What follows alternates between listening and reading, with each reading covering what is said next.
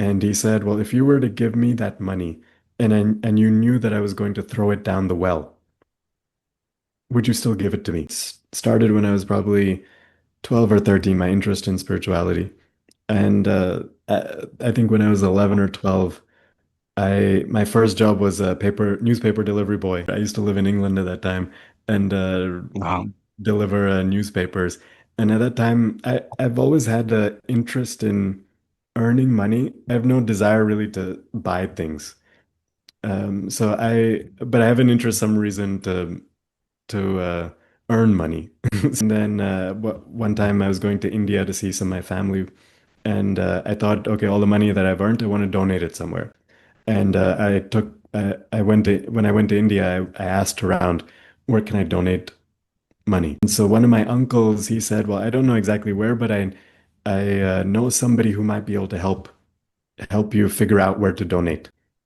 And so he actually took me to this temple. And in the back of the temple, they had some rooms, and we went into one of the rooms. And in that room, there was this old man, maybe in his 90s, very thin and frail. But when I looked at his eyes were just alight. They were bright, and his face had like this radiance in it. And so it felt like he was something unique or special. And when I met him, he asked me, I told him I want to donate some money. And do you have any suggestion of where I could donate? And he said, well, if you were to give me that money and you knew that I was going to throw it down the well, would you still give it to me? And like I mentioned, I don't really have much attachment to money. So I said my first immediate reaction was yes, no problem. And he said that's the correct answer. And from then on, he actually started guiding me and giving me a whole bunch of different suggestions and different ways of looking at things. And he actually also gave me this book. I don't know if you've heard of this book by Napoleon Hill called Think and Grow Rich.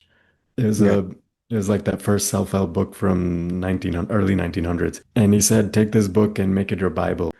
And that book, I started reading and getting deeper into it, and I started building out different things that I wanted in myself to achieve. And that I actually lived through that. Like I had a lot of, I would repeat affirmations for myself for the next 20, 30 years. And I had different things that I wanted to get to. And some of those things actually worked out.